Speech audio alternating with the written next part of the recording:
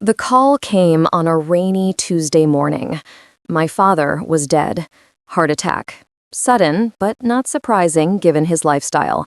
What was surprising was that I was being summoned back to Springfield after 5 years of silence. 5 years since my sister Amanda had uninvited me from her wedding 2 days before the ceremony.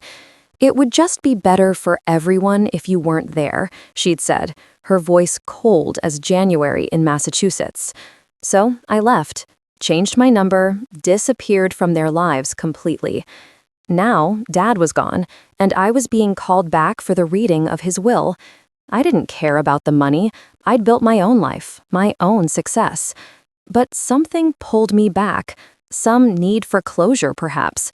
I never imagined that when the attorney opened that envelope, everything would change, that the family who'd humiliated and discarded me would be forced to reckon with the truth my father had been keeping all along. Growing up in Springfield was typical Americana on the surface. White colonial house with a wraparound porch, Sunday dinners after church, and the annual 4th of July barbecue where Dad would proudly display his military medals. But behind our perfect facade, we were fracturing. Mom died when I was 12 and Amanda was 14, leaving Dad, a successful orthopedic surgeon with a practice downtown, to raise 2 girls alone. Dad tried his best, but grief changed him. He threw himself into work, leaving us with a rotating cast of housekeepers. Amanda stepped into Mom's role, becoming the perfect daughter, valedictorian, homecoming queen, and eventually following Dad into medicine. I was the artistic one: photography, poetry slams at the local coffee shop, volunteering at the community theater. Dad never understood my world. "Elizabeth, when are you going to do something practical?" he'd ask at dinner, not looking up from his medical journals. "Your sister's already been accepted to 3 pre-med programs." I remember my 16th birthday dinner at Latanzi's, the fancy Italian place where Springfield's elite gathered. Amanda had just received a prestigious scholarship, and somehow my celebration became hers. "To Amanda," Dad toasted, champagne glass raised high, "Springfield's future finest surgeon." I sat with my sparkling cider, invisible. The summer before college, I won a regional photography contest with a stark black and white series documenting the opioid crisis affecting our town's former factory workers. The Boston Globe ran a feature on it. Dad never mentioned it, but I found the newspaper clipping in his study drawer years later, edges worn from handling. The family inheritance was substantial. Grandpa Miller had made a fortune in manufacturing during the post-war boom. Dad controlled everything, including the trust funds Amanda and I would receive at 30. It was his leverage, his way of keeping us in orbit. When I was 25, I made what Dad called my grand gesture of rebellion. I used my savings to open a small photography studio in Boston's South End. He laughed when I invited him to the opening. "Photography isn't a career, Lizzie. It's a hobby." But I persisted. The studio gained recognition. Celebrities visiting Boston would book private sessions. Museums began displaying my work. Dad never acknowledged any of it. What nobody knew, the secret I kept buried, was that I'd discovered something in Dad's study the night before I left for college. Searching for stamps, I'd found a letter from Mom, dated 3 days before her death. It was addressed to her sister in California, never sent. In it, she detailed her plan to leave Dad, to take us girls and start over. She wrote about his affairs, his controlling behavior, his subtle cruelty that never left marks. "He's not the man Springfield thinks he is," she wrote, "and I fear what the girls will become under his influence." I kept the letter, my talisman and burden. For years, I wondered, was her car accident truly an accident? Meanwhile, Amanda became Dad's perfect protégé. She completed medical school with honors and returned to join his practice. Springfield's golden daughter, engaged to Congressman Wilson's son, living in a historic home Dad purchased for her as a graduation gift.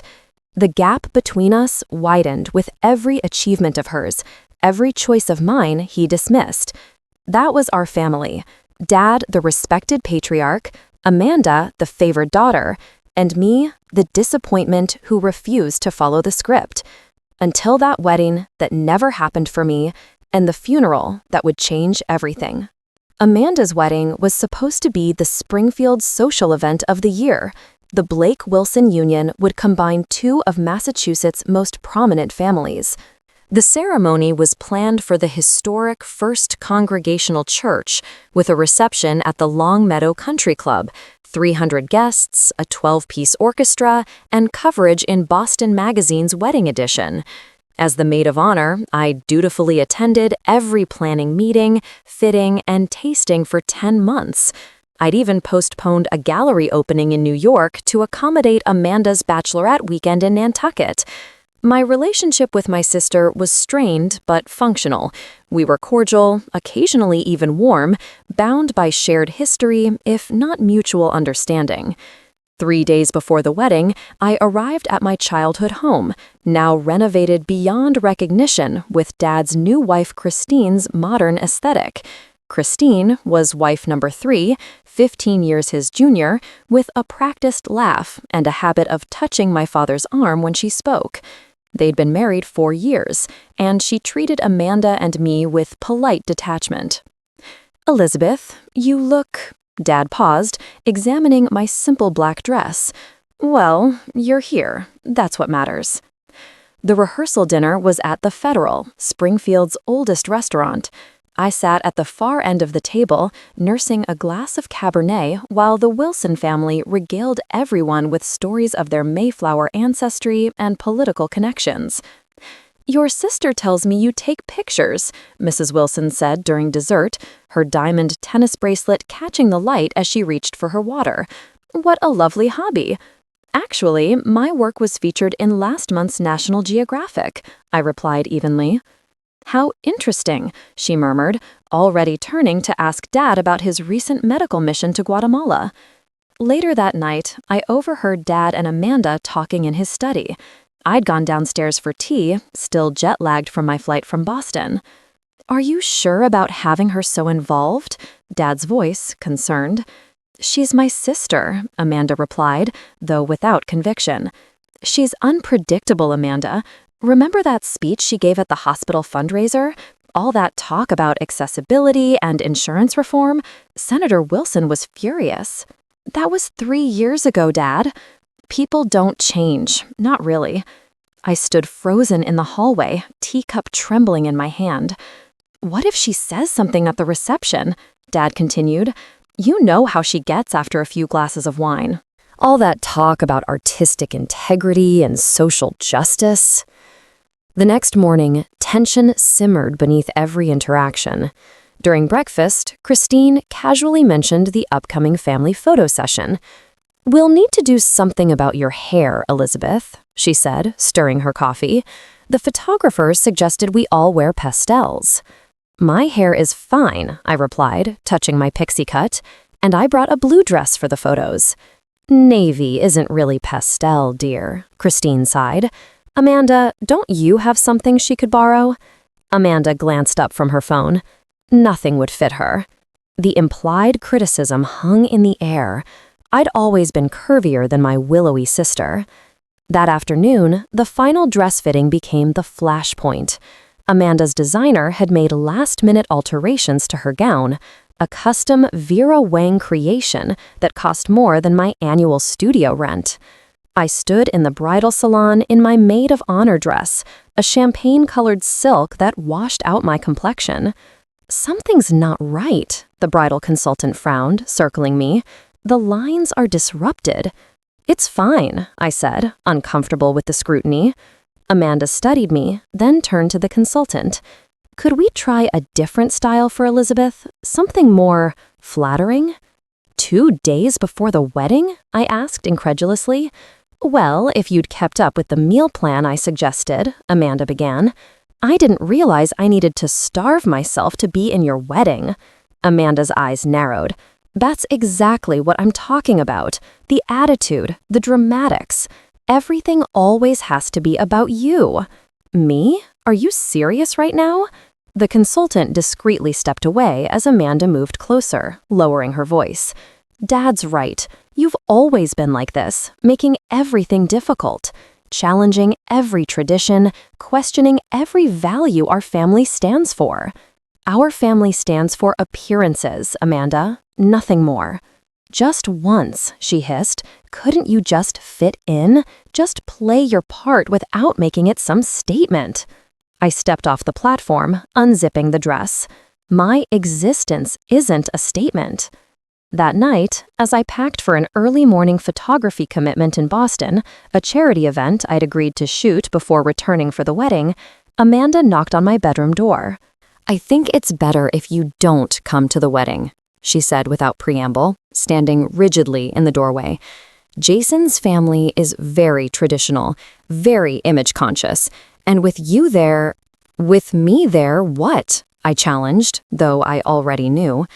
"It would just be better for everyone if you weren't there," she finished, her voice cold as January in Massachusetts. I looked at my sister, really looked at her, and saw Dad's perfect creation, a woman who had sacrificed her authentic self at the altar of social acceptance. "You know what, Amanda? You're right." I zipped my suitcase closed. I don't belong in this picture. I left that night, disappeared completely, changed my number, moved my studio to Chicago, built a new life.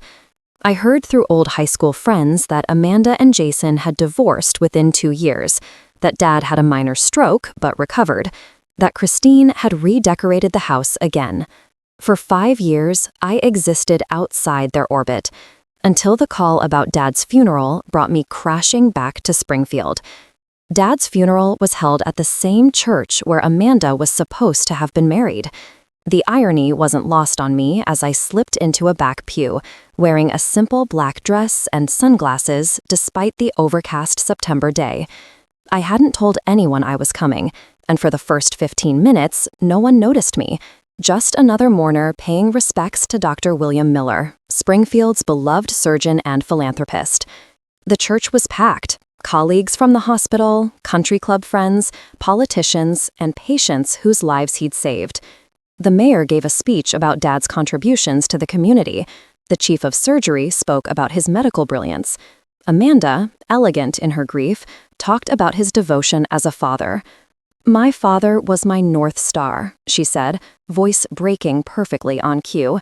"He taught me the importance of excellence, of service, of family legacy." I felt a surreal detachment watching this performance, this sanitized version of the man I knew. When the service ended and people began filing toward the cemetery for the burial, I remained seated. I wouldn't be joining that procession. My presence was required elsewhere. The reading of the will was scheduled for 4 p.m. at Harrington and Wells, Dad's law firm of 40 years. I arrived early, composing myself in the marble lobby, watching raindrops race down the windows. I hadn't seen Amanda or Christine since walking away from the wedding, and my pulse quickened as the elevator doors opened and they stepped out, followed by Jason, apparently still in the picture despite the divorce, Dad's brother, Uncle Robert, and a few cousins. Amanda saw me first. She froze, color draining from her face. "Elizabeth." Her voice was barely audible. Christine's eyes narrowed. "What are you doing here?"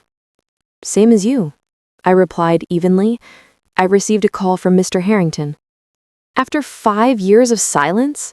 Amanda scoffed. "You couldn't even come to Dad's hospital room when he had his stroke, but now that the will's being read, you show up?" "I wasn't notified about his stroke," I said quietly. "But I'm not here for money." Mr. Harrington appeared, gray-haired and solemn, ushering us into the conference room. We took seats around the mahogany table, tension crackling like static electricity.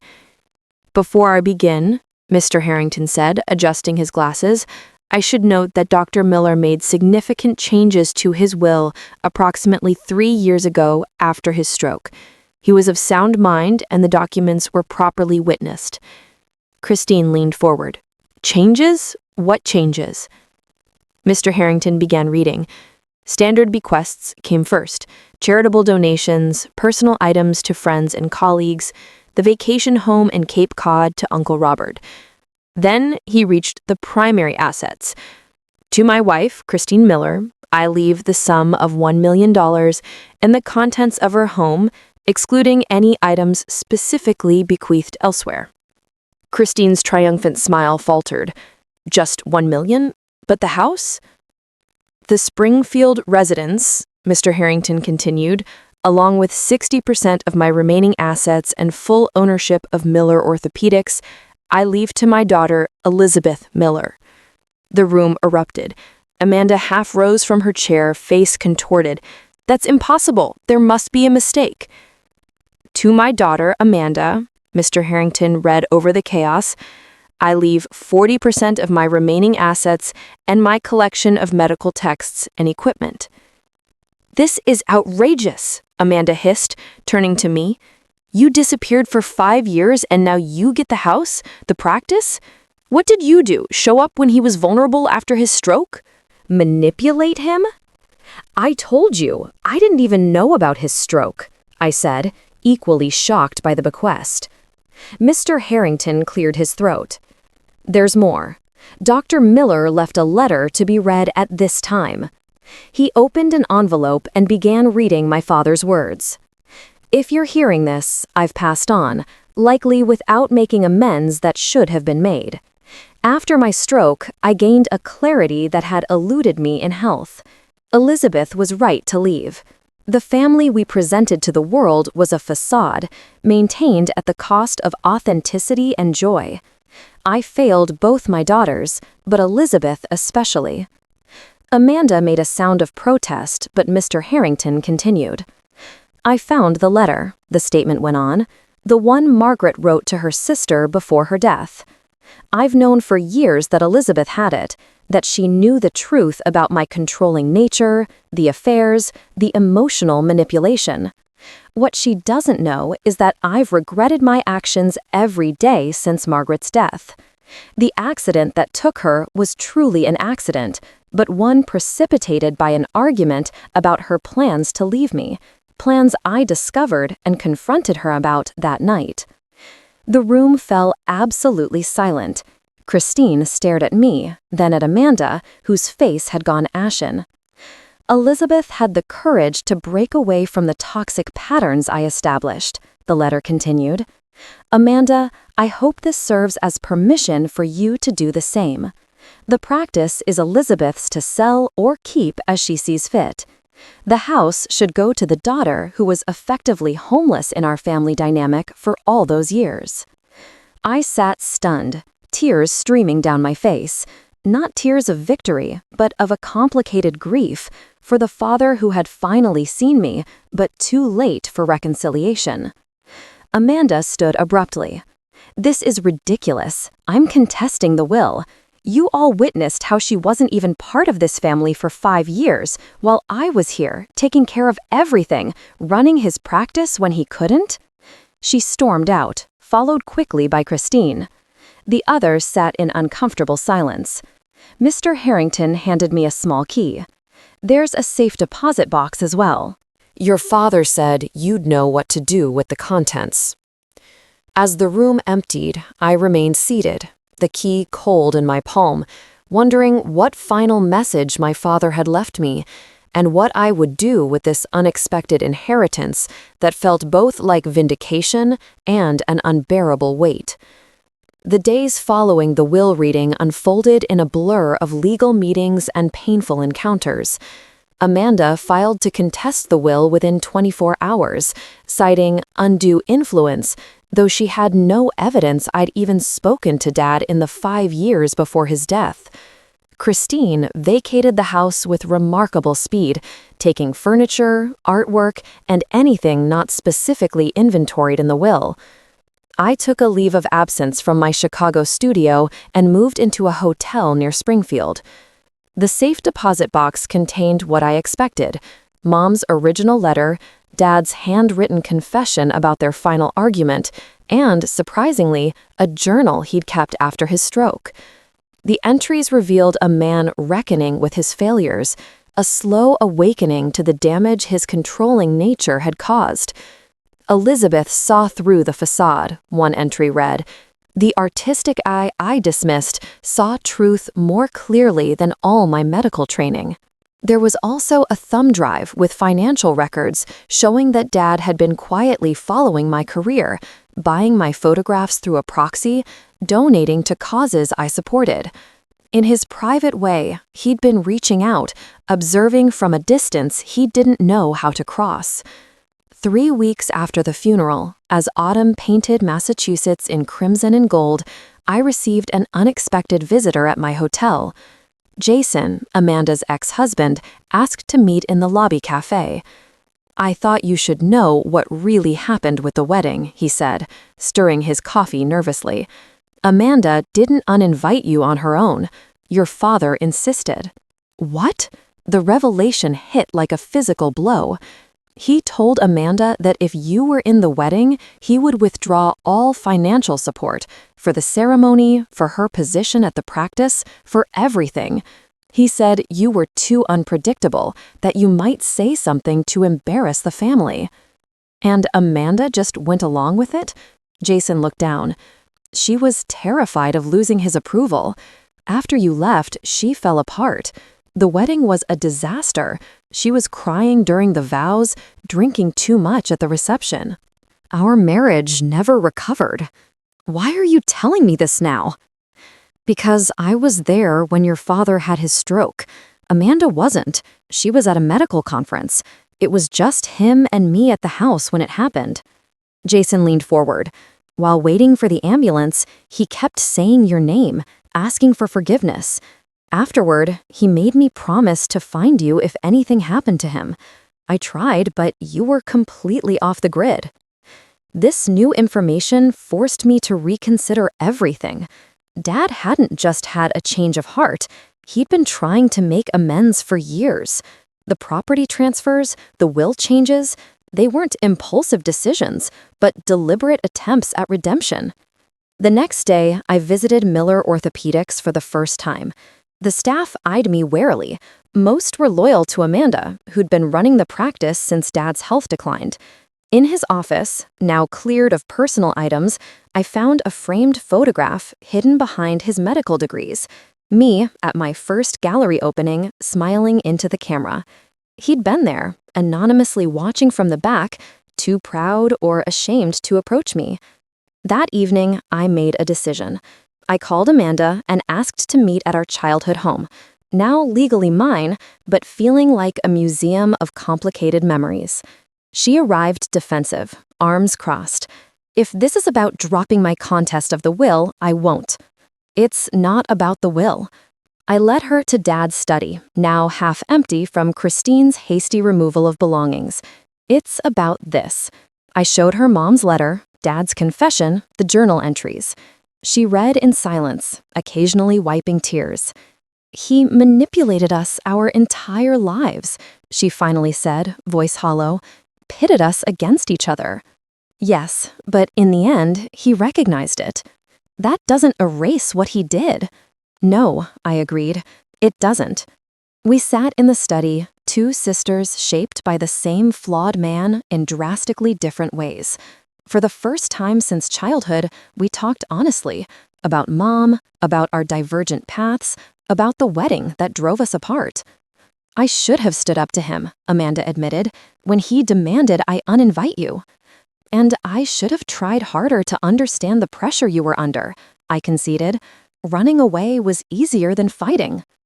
Over the following weeks, an unexpected reconciliation began, tentative, fragile, but real. Amanda withdrew her legal challenge to the will. I made my own decision about the inheritance. I would sell the practice to Amanda at a fair market value, with generous terms. The house would be sold, with proceeds split between us after substantial donations to domestic violence organizations and arts programs for underprivileged youth. Dad's grand gesture of control, I told Amanda, shouldn't be our legacy. My photography studio in Chicago thrived in my absence, managed by my capable assistant. I extended my stay in Springfield through the holidays, renting a small apartment downtown. Amanda and I established a cautious new relationship. Not the idealized sisterhood of childhood, but something more honest, built on shared understanding of our family's complicated truth. In January, while clearing out the last of Dad's belongings from the house before the sale closed, I found a hidden compartment in his desk containing one final surprise, a manuscript titled The Practice of Failure, A Surgeon's Journey to Humility. Dad had been writing a memoir about his professional brilliance and personal blindness. The final chapter was unfinished, ending mid-sentence with the words, "My greatest hope is that my daughters will find their way back to each other, freed from the patterns I—" The unexpected twist came in early spring. A publisher contacted me about Dad's manuscript, which his literary agent had apparently been shopping quietly for months before his death. They wanted to publish it, with one condition, that I photograph the cover image and write the final chapter. Amanda and I discussed it over dinner at Latanzi's, the same restaurant where, years earlier, my birthday had been overshadowed by her achievements. "You should do it," she said, surprising me. "Finish his story your way." "Our way," I corrected. "I'll write it, but I want your medical perspective on some sections." We ordered champagne, two sisters tentatively building something new from the rubble of what our father had constructed and destroyed. "To truth," Amanda offered, raising her glass. "To second chances," I replied. As spring blossomed in Springfield, I began packing to return to Chicago, carrying with me not just the burden of truth, but also its liberation. The inheritance that mattered wasn't the house or the practice or the money. It was the freedom to rewrite our family story, to break the cycle Dad had finally recognized but couldn't fully escape. The manuscript became our shared project, Amanda providing medical insights, me shaping the narrative and creating stark, honest images to accompany the text. In documenting our father's failures and late awakening, we found our own path to healing. Sometimes the greatest inheritances come disguised as loss. In the year since my father's death, I've learned that family isn't just blood and obligation, it's truth and choice. Amanda and I speak weekly now. She's left Springfield, started a nonprofit medical clinic in Detroit. I've expanded my studio to include mentorship programs for young photographers from underserved communities. Dad's book was published last month, climbing bestseller lists as medical professionals and families alike connect with its message of how success and control can mask profound failure.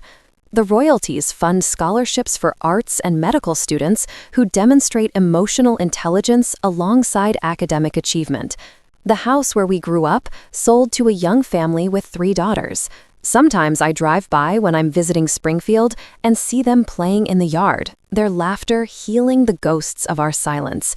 We all inherit stories, but we don't have to keep telling them the same way. If there's someone you've lost touch with, someone driven away by family dynamics beyond their control, reach out. The hardest conversations often lead to the most necessary healing. Like and subscribe for more stories of family transformation. And remember, it's never too late to rewrite your inheritance.